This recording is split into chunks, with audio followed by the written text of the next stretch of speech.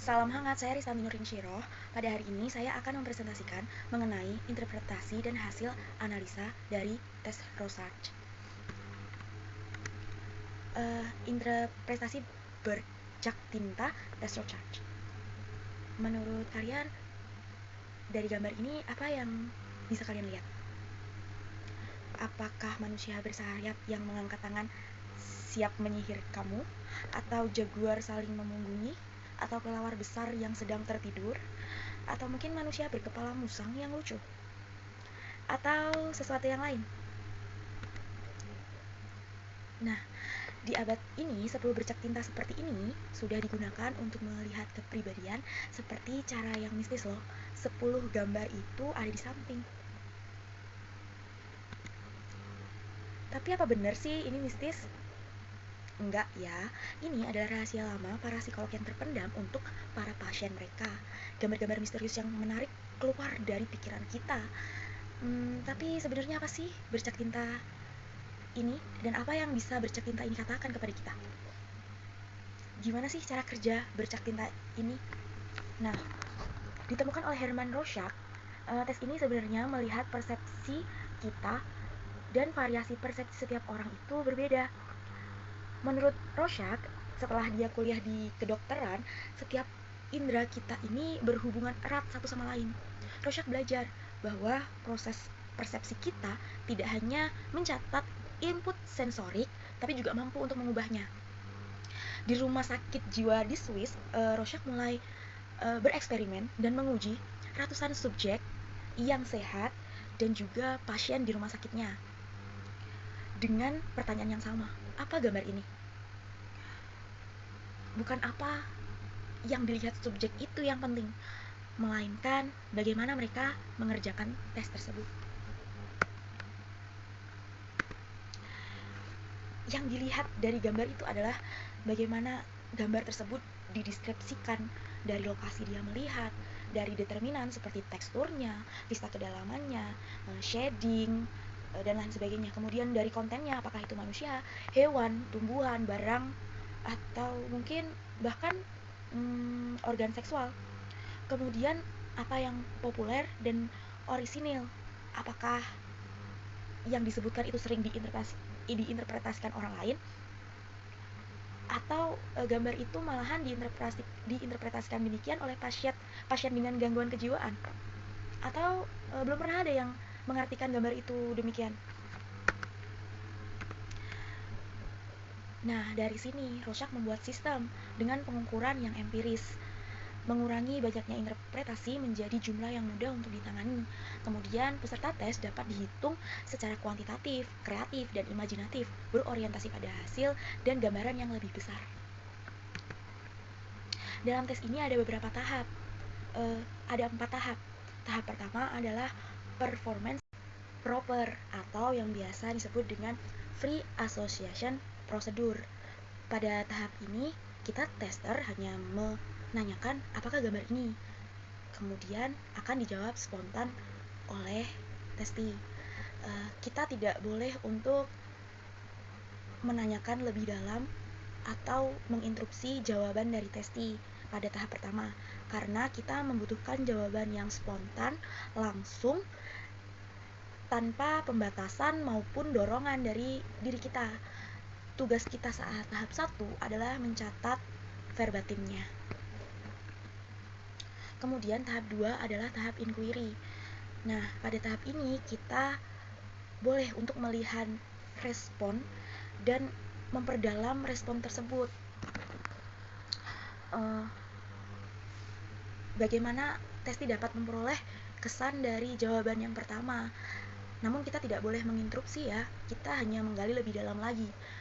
Kemudian kita juga memperjelas agar kita mudah untuk memberikan scoring. Scoring meliputi tahap-tahap yang tadi sudah dijelaskan, apa yang ingin kita lihat prosesnya, yaitu ada lokasi, determinan, kemudian konten, dan juga populer atau orisinilnya. Yang pertama kita melihat dari lokasi, yaitu di mana respon dilihat atau didasarkan. Di sini Di dalam buku panduan Rorschach kita sudah diberitahu lokasi-lokasi tertentu dengan arti-arti tertentu. Skornya dapat dilihat seperti ini, yaitu W. Skor ini diberikan jika subjek melihat bercak dari sudut pandang keseluruhan, jadi tidak hanya pada bagian-bagian tertentu. Kemudian yang kedua ada DW, D besar dan W besar, dan DW, D kecil dan W besar, yaitu adalah confabulatory whole. Skor DW ini diberikan jika subjek menggunakan suatu detail kemudian digeneralisasikan pada seluruh bercak. Yang kedua ada D, yaitu large usual detail. Skor D diberikan apabila subjek menggunakan bagian yang besar dan bercak yang sudah biasa digunakan oleh orang lain. Bagian mudah bisa karena warnanya, shading, atau tempatnya. Untuk mengetahui bagian mana yang di skor D atau di skor lainnya, kita perlu melihat modul tabel lokasi. Kemudian yang keempat ada D kecil. Ini diberikan pada penggunaan bercak yang relatif kecil tetapi mudah dilihat dengan adanya color, shading, atau space. Kemudian selanjutnya ada D, jawaban, yaitu unusual detail.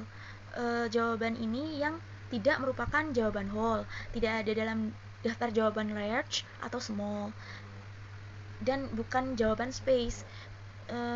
Jawaban unusual detail ini diberi simbol DD, tetapi simbol ini tidak digunakan dalam scoring, melainkan menunjukkan semua unusual detail yang terdiri dari tiny detail diberikan pada jawaban yang menggunakan lokasi yang kecil, tetapi masih ada dibedakan dengan adanya color, shading, atau space. Skor ini juga telah ditunjukkan pada daftar tabel lokasi. Kemudian ada DE, H detail.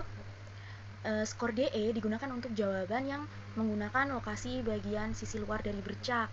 Kemudian ada DI atau inner detail. Skor DI diberikan untuk lokasi di dalam bercak yang sulit untuk dipisahkan dari bagian lain oleh color, shading, atau space. Kemudian DR atau rare detail diberikan pada jawaban yang lokasinya tidak biasa digunakan oleh orang lain.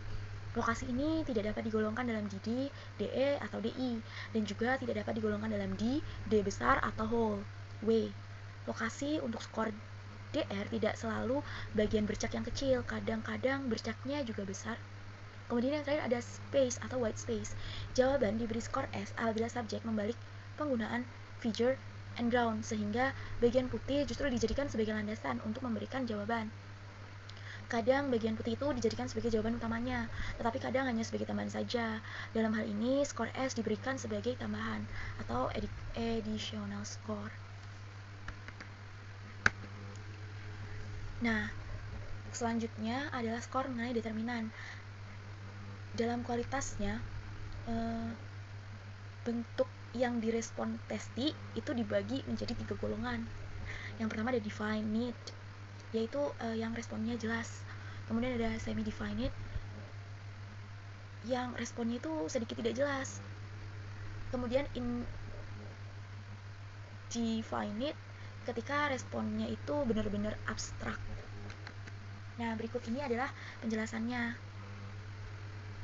Jadi ada bentuk, kalau misalnya responnya itu berdasarkan bentuk dari tinta dan dia sangat jelas, itu kita skor F. Kemudian dari aspek gerakannya nih, misalnya ada movement, ada gerakan di situ, dan jelas. Kalau misalnya manusia, kita skor dengan M. Kemudian kalau misalnya binatang, kita skor dengan FM. Kemudian kalau benda, F besar, M kecil. Atau kalau misalnya semi-divide, itu M kecil dan F-nya besar. Kalau misalnya abstrak banget, berarti M kecil. Jadi ini respon yang dihasilkan melibatkan unsur gerakan suatu benda. Kemudian ada shading, tekstur, dengan scoring F besar, C kecil. Kalau misalnya tidak terlalu jelas berarti C kecil dan F besar. Kalau indefinite berarti C besar. Respon yang dihasilkan ini melibatkan unsur tekstur atau derajat halus kasar dari gelap terangnya tinta. Kemudian ada kedalaman, ada FK, F besar, K besar untuk yang sangat jelas, kemudian KF untuk yang nggak terlalu jelas, dan K untuk yang tidak, yang abstrak. respon yang dihasilkan ini adalah kedalaman dari gelap terangnya tinta gitu. Kalau ada juga objek 3D-nya, kalau misalnya jelas ya FK, kalau semi jelas ya KF, kalau indefinite K. Kemudian dari warna juga ada kromatik dan akromatik. Kalau misalnya kromatik itu F dan C besar, kalau semi itu C F, kalau nggak jelas atau abstrak berarti C besar. Ada juga warna yang dipaksakan, yaitu dengan simbol F, anak panah, C, yaitu warnanya tuh terlalu dipaksakan. Kemudian F atau C jika warna digunakan hanya sebagai penanda suatu area atau bagian saja. Kemudian akromatik jika definite berarti FC, kalau semi definite berarti CF, kalau indefinite berarti C, yaitu responnya itu hanya melibatkan warna derajat hitam dan putih aja. Kemudian selanjutnya adalah tabel skor konten. Konten merujuk keseluruhan isi dari gambar. Di skornya ada beberapa penjelasan. Misalnya ada human figure atau H, itu manusia sebagai keseluruhan gambar. Jadi hampir keseluruhannya itu dia menyebutkan bahwa gambar itu adalah manusia. Kemudian H dalam kurung itu berarti ada indikator kalau itu cuma patung, lukisan, atau manusia yang tidak realistis, monster. Kemudian ada H besar dan D kecil, bagian anggota tubuh dari manusia seperti tangan, kaki, kepala. Kemudian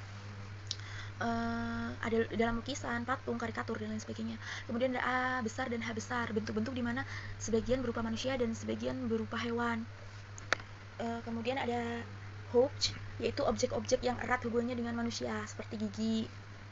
Kemudian ada seks, organ-organ seksual atau aktivitas seksual, konsep-konsep anatomi seperti panggul, bagian bawah tubuh yang berhubungan dengan fungsi seksual. Kemudian ada A, yaitu adalah animal figure atau hewan, jadi keseluruhan menggambarkan hewan.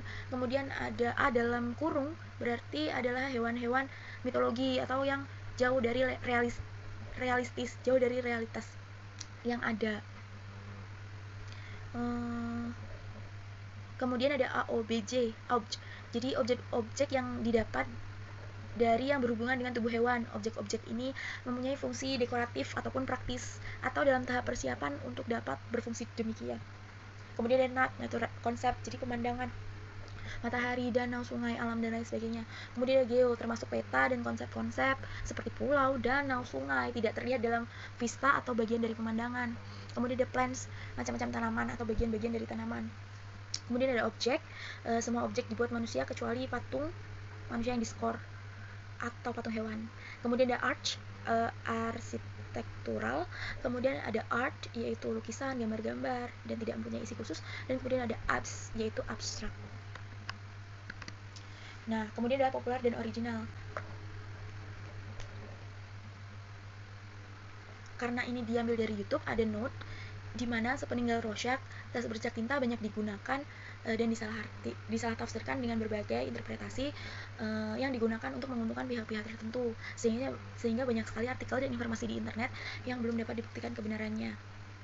Nah, berikut ini adalah beberapa interpretasi populer menurut Hopfer. Yang pertama adalah kartu pertama. Pada keseluruhan atau W atau cut off whole, makhluk apapun dengan tubuh berbeda di bagian tangan, D, dan sayap di sampingnya. Konsep kelelawar atau kupu-kupu bisa digunakan untuk lokasi ini. Kemudian pada area hitam, kartu 2 yang bukan keseluruhan, dengan atau tanpa bagian tengah atas, D atau D4. Bagian hewan apa saja dari jenis anjing, kelinci, beruang, banteng, atau badak. Kemudian ada kartu ketiga, yaitu keseluruhan area hitam, kartu 2 figur manusia dalam posisi membungkuk, bagian warna merah di tengah, D1, dasi kupu-kupu, pita, atau kupu-kupu. Kemudian kartu 5, keseluruhan area warna hitam, kartu W besar, cut off, segala makhluk dengan badan di tengah dan sayap di sampingnya, konsep yang sama dalam posisi kartu terbalik. Kemudian ada kartu ke-6, itu dengan atau tanpa area terbatas. D, kulit binatang, penggunaan shading untuk kelembutan bulu, dan sebagai tanda sebagai kulit binatang penting untuk muncul sebagai respon. Kemudian ada kartu ke-8, area samping D, binatang berkaki 4 dalam berbagai macam gerakan. Apabila respon muncul secara tidak akurat seperti burung atau ikan, skor akan diberikan apabila ada kecenderungan yang mengarah ke P. Kemudian ada kartu 10, bagian luar biru atau D, apapun terkait dengan bintang berkaki banyak, bagian bawah hijau gelap atau D2, apapun yang terkait dengan bintang bertubuh panjang berwarna hijau, bagian hijau terang atau D7, kepala binatang yang bertelinga panjang. Berikut adalah beberapa interpretasi populer menurut Wikipedia. Nah, jika gambar pertama, Beck menyebutnya bahwa itu kelelawar, kupu-kupu atau ngangak. Kemudian Piotrowski itu kelelawar 53% dan kupu-kupu 29%. Kalau misalnya Dana mengatakan bahwa itu adalah kupu-kupu. Jika Beck kartu kedua, dia mengatakan itu adalah 2 manusia. Kalau Piotrowski 4 kaki hewan. Kemudian Dana mengatakan bahwa itu anjing, gajah, beruang, 50% abu-abu. Ada kartu ketiga, Beck mengatakan bahwa itu adalah 2 manusia. Kalau Piotrowski juga mengatakan bahwa itu adalah figur manusia. Dana mengatakan bahwa itu juga manusia. Kemudian ada Beck mengatakan kartu keempat adalah kulit binatang, kulit karpet, kulit binatang atau karpet kulit. Piotrowski juga mengatakan demikian. Kemudian Dana mengatakan bahwa kulit hewan. Kartu kelima, Beck mengatakan bahwa itu adalah kelelawar, kupu-kupu atau ngangak. Piotrowski mengatakan itu adalah kupu-kupu atau kelelawar. Kemudian Dana mengatakan bahwa itu kupu-kupu sebesar 48% dan kelelawar 46%. Begitu juga dengan kartu yang keenam, Beck mengatakan bahwa itu adalah kulit binatang, kulit atau karpet. Kemudian Piotrowski mengatakan bahwa itu adalah kulit binatang, karpet kulit. Kemudian Dana mengatakan bahwa itu adalah kulit binatang. Kartu ketujuh, Beck mengatakan bahwa itu adalah kepala manusia atau wajah. Kalau Piotrowski mengatakan bahwa itu adalah kepala wanita atau anak-anak. Dana mengatakan kepala manusia. Untuk kartu nomor 8, Beck mengatakan itu hewan, tapi bukan kucing atau juga bukan anjing. Kemudian Piotrowski mengatakan itu hewan berkaki 4, dan French mengatakan bahwa sama, itu adalah hewan berkaki 4.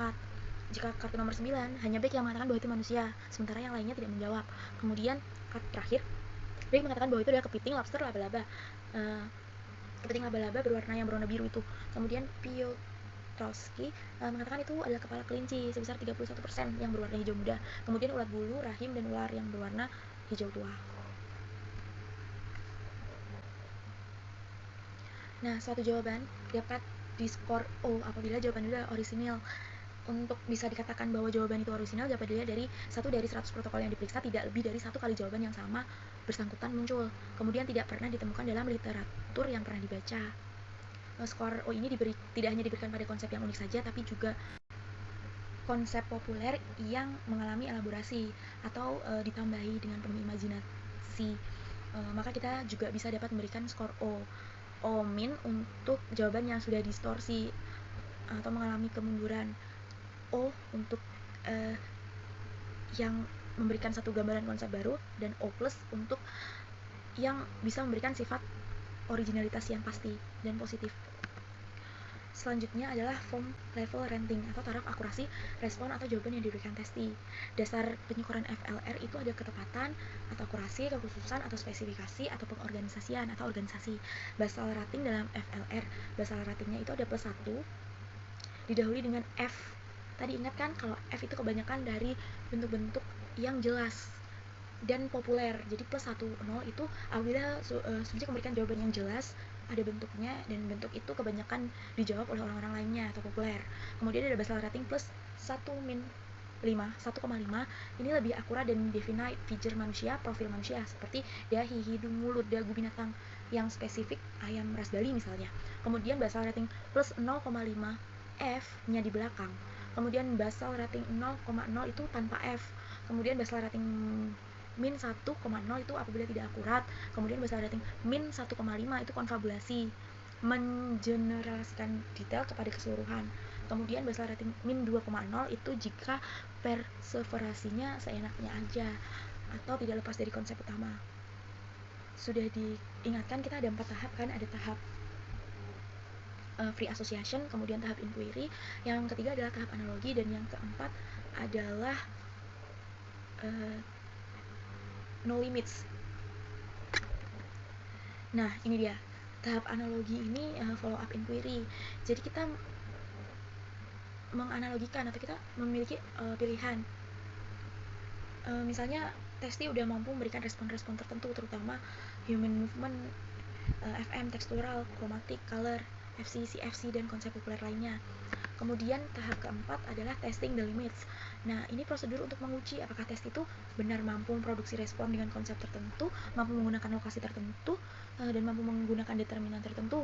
Prosedur testing the limits berguna untuk testing yang tidak mantap dalam memberikan respon karena dikuasai kecemasan selama tes, bingung, dan apa yang diharapkan oleh tes menghasilkan respon yang miskin dan kurang memadai kualitasnya. Nah, ini adalah contoh untuk table scoringnya. Yang pertama adalah card nomor atau respon nomor. Misalnya kartu nomor 5, respon nomor 1 atau respon nomor 2. Kemudian pos itu adalah posisinya. Jadi didahului dengan waktunya. Misalnya waktunya 5 detik.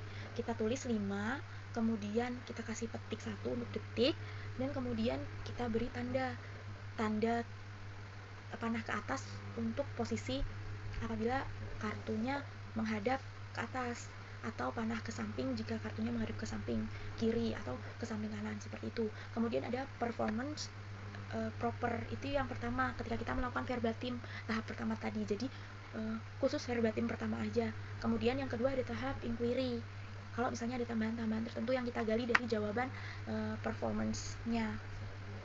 Nah, di sini kita ngasih skor.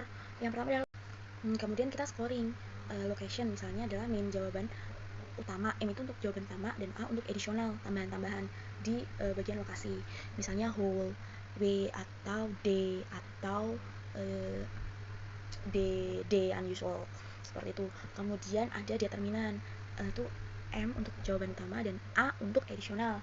Untuk determinan itu misalnya F atau FC, untuk atau mungkin untuk gambarnya itu hewan, jelas atau tidak jelas, seperti itu. Kemudian selanjutnya ada populer atau original. Jadi apakah jawaban itu sudah umum, banyak orang mengatakan jawaban yang sama, atau dia benar-benar memiliki persepsi baru dengan gambar tersebut. Kemudian selanjutnya adalah konten, isinya apa, apakah manusia, hewan, peralatan, apakah mungkin seni dan abstrak dan lain sebagainya. Kita bisa langsung skor aja, ditulis misalnya A untuk animal atau H untuk human. Nah, FLR sendiri skornya ditulis seperti dengan panduan FLR sebelumnya.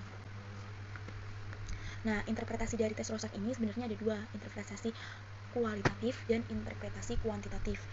Dimana kalau misalnya kualitatif itu digunakan ketika respon testi atas 10 kartu yang diberikan itu kurang dari 20 respon. Kita bisa menggunakan respon kualitatif dengan buku pedoman tes Rorschach. Tapi kalau misalnya jumlah respon itu di atas 20, kita bisa menggunakan interpretasi kuantitatif. Pada interpretasi kuantitatif, tester perlu membuat tabulasi hasil scoring, kemudian psikogram dan konten, kemudian perhitungan relationship among faktor. Yang itu semua dapat teman-teman lihat di modul E Rorschach atau modul penelitian tes Rorschach. Dengan itu sebenarnya dengan tes Rorschach kita mampu menginterpretasikan kepribadian, yaitu ada 5 aspek kepribadian, aspek intelektual, minat, kemudian kekuatan, potensi kita, kemudian apa yang jadi kekurangan kita, misalnya anxiety atau misalnya inferioritas. Kemudian di sini kita juga bisa menghitung hubungan sosial kita, relasi kita dengan orang lain, dan lain sebagainya. Itu semua sudah ada rumusnya. Contoh, kita ingin melihat hubungan sosial, itu ada beberapa rumus yang harus diterapkan, seperti M sama dengan sum C. Jadi kita melihat berapa aja skor M-nya atau skor C-nya. Kemudian misalnya kita ingin melihat penyesuaian diri dan kematangan umum, kita bisa lihat dari verbalisasinya, kita bisa lihat dari jawaban yang ditolak, kita bisa jumlah respon akronya atau crow-nya, kita bisa lihat dari color atau shading shock-nya, dan lain sebagainya. Jadi jika dikatakan kalau tes Rorschach ini mistis, itu salah besar, karena semuanya diukur secara empiris dan ada rumus-rumus tertentu yang harus diikuti.